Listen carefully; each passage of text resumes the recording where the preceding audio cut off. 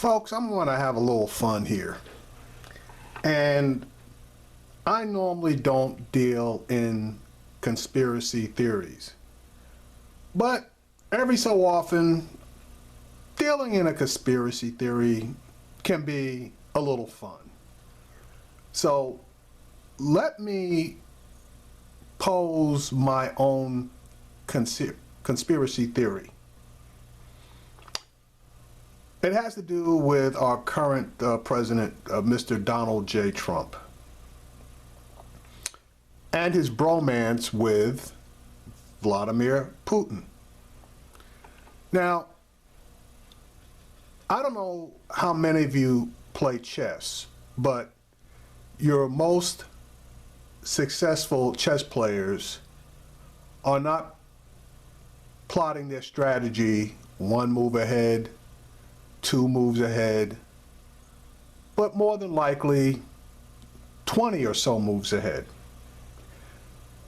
Now, if you're dealing with Russia and their policies and aspirations, you're not dealing with today or a year from now or 5 years from now, probably not 10 years from now, but 20 years from now. But they're not alone, because if you have had any dealings with our buddies over in Asia,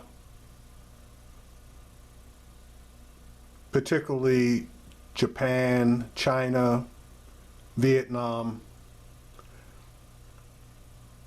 anytime they go into any type of a situation, and in particular where negotiations are required,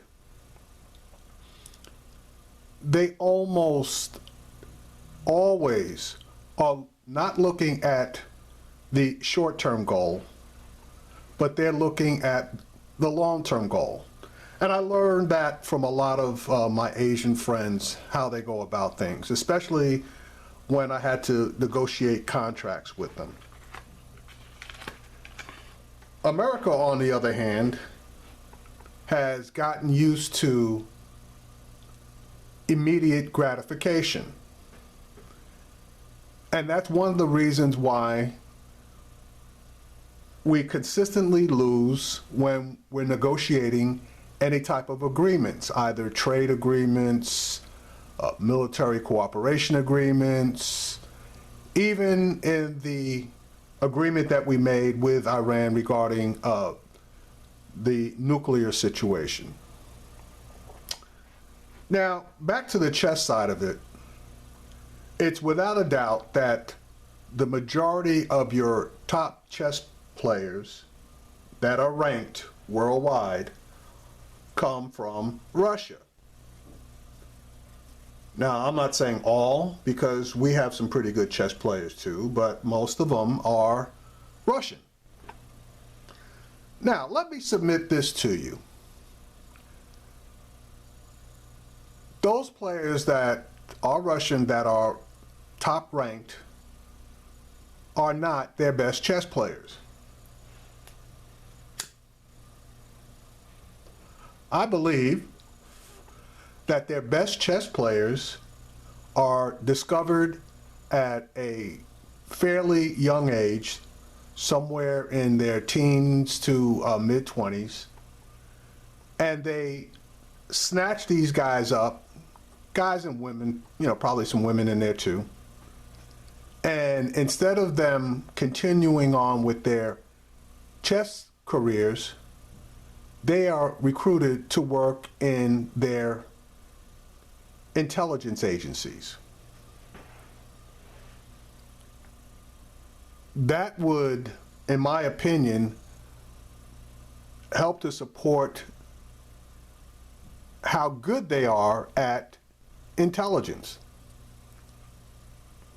Now, we're pretty good at intelligence, and the Israelis are, great at intelligence. But the Russians don't have to hang their head in shame as far as their intelligence agencies are concerned. So, with that being said, let me propose the following.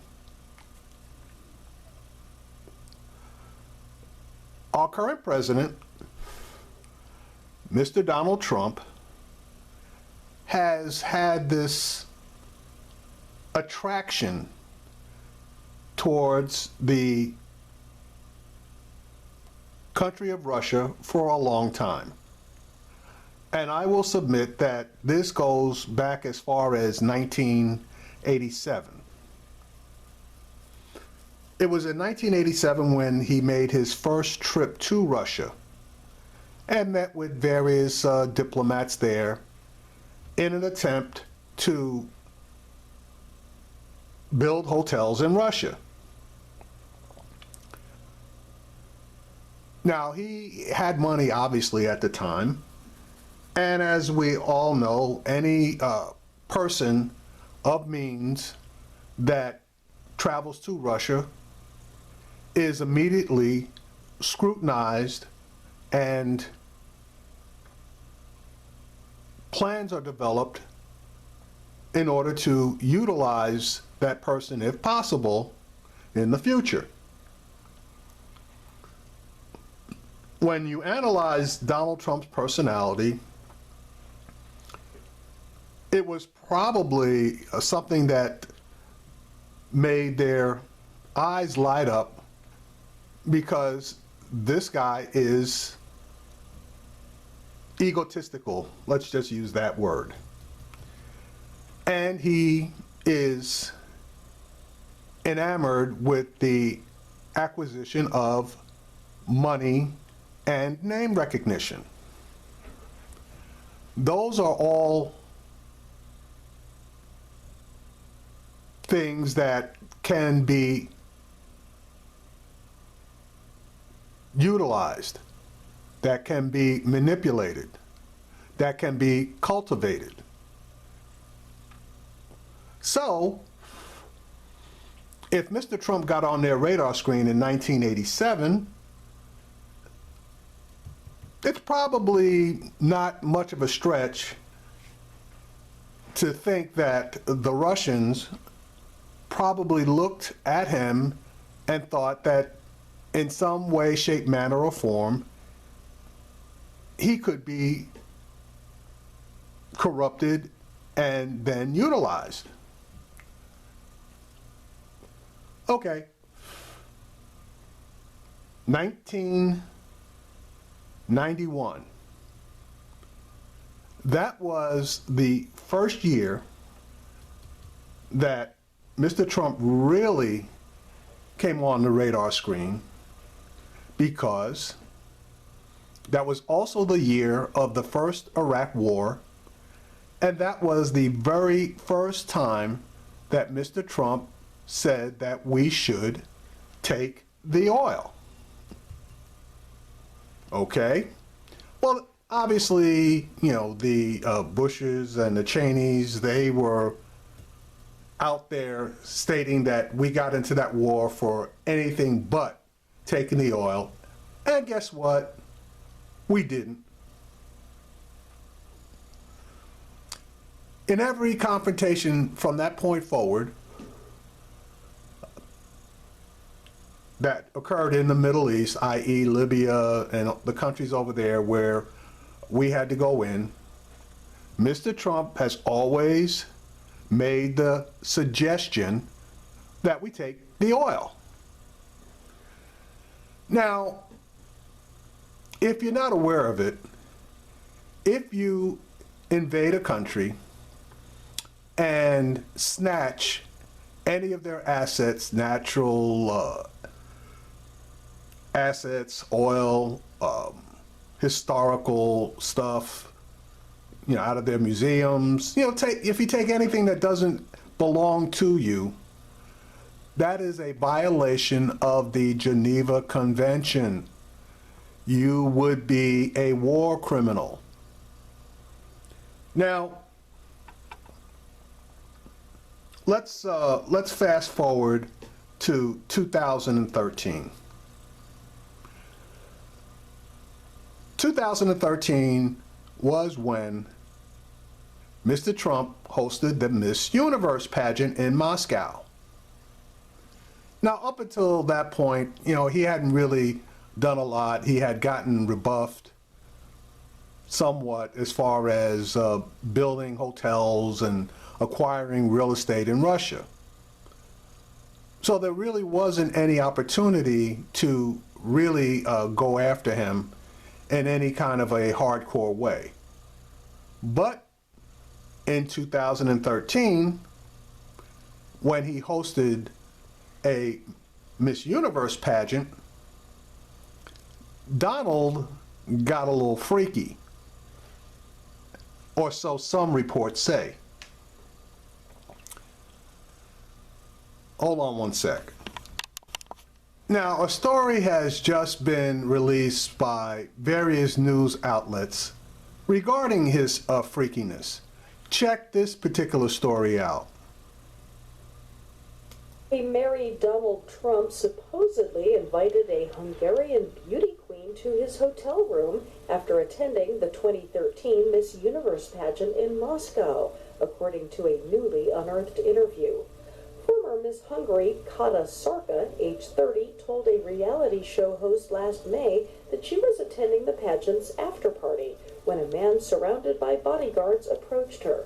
Sarka said, "A man approached me and grabbed my hand, drew me to himself, and asked, 'Who are you?' She added, 'He gave me his business card with his private number and told me in which hotel and in which room he's staying in. And his name is Donald Trump.' Sarka says she never took him up on his offer because he's not my type. Trump, who had been married to his third wife, Melania, for 8 years at the time, is under scrutiny over an unverified 35-page document that claims the Russian operatives gathered damaging video recordings of perverted sex acts and information on the president-elect during the 2013 Moscow visit for blackmail." Now, suppose instead of Miss Hungry, who turned him down, suppose Donald Trump approached another woman who didn't turn him down, and he was able to get her up into his suite and do the freaky things that are reported in that 35-page work document that was released by BuzzFeed and then commented on by CNN. Suppose that's in fact the case. And as we all know, well, perhaps not Donald, that the Russians love to have surveillance on any foreign dignitaries, diplomats, or people of means. And they actually got video on him. Now that would do a couple of things. Number one, it would absolutely blow him up in his third marriage to Melania.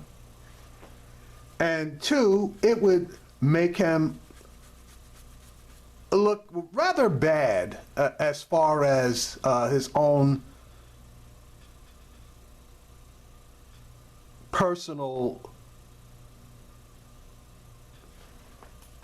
I'm sorry, I keep getting interrupted. His own persona would be concerned. So if they let him know that they had this information, that would make it extremely easy for him to be manipulated.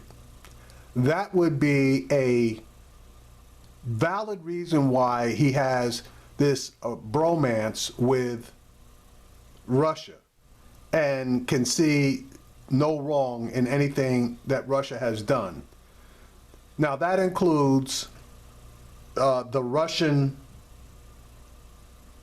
intervention or acquisition of Crimea and other areas within the Soviet sphere. it would also give the Baltic countries something to consider, especially since neither the United States, the UN have actually done anything other than sanctions as far as Russia is concerned.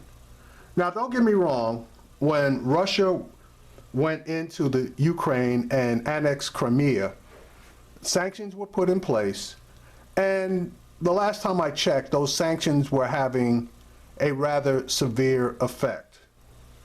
Now, the one thing that the sanctions did not do and could not do was to prohibit exports of oil and natural gas from Russia down into Europe. The reason that they didn't flip that particular sanction on, as they did with Iran and limited the amount of oil exports that Iran could make, is because 29% of the oil that Europe imports is from Russia.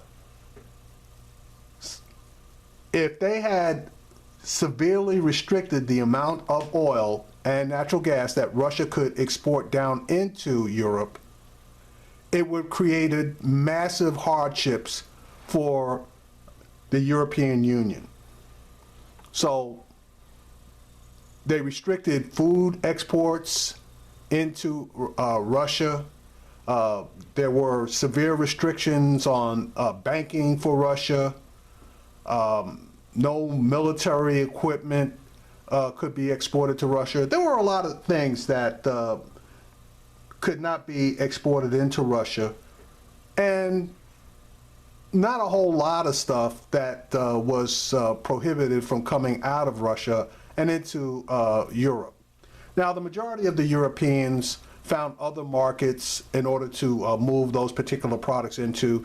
So all but two countries really didn't have a major economic problem. Now, I believe that, I think Sweden has a problem with it because they weren't able to find additional markets for the products that they were shipping to Russia. And I think Italy might have been the other one, but honestly, I'm not sure. But pretty much everybody else made out just fine. On the Russian side of this deal, they are having major problems. The value of the ruble has skyrocketed. Inflation is going through the roof. Prices of food obviously going up. Pretty much prices of anything except energy, are going through the roof. So there is an effect. But now let's go back to the chess portion of this. They knew sooner or later that they would have an opportunity to utilize Mr. Trump in order to take the heat off. Why do I say that? Because in 2000, Donald Trump made it known that he had aspirations to run for the office of President of the United States. Now, he was off again, on again, off again, on again as far as running. But finally, in 2015, either he or the Russians believed that the time was right. And that's when he actually started to run. At the same time, the Russians were hacking into our various systems, political systems, that is, and they believed that they had enough in order to help him to obtain the office of the presidency of the United States, or at least help him. And if not help him, to damage Hillary Clinton, who they hated. So, again, conspiracy theory. Donald Trump has either been on the radar screen or under the absolute control a long time, possibly as far back as 1987. And I believe that they have cashed in their chips on him from 2015, and now it is up to the various investigations that are going on that are going to take time, but hopefully will unearth the actual connections between Russia and Mr. Trump.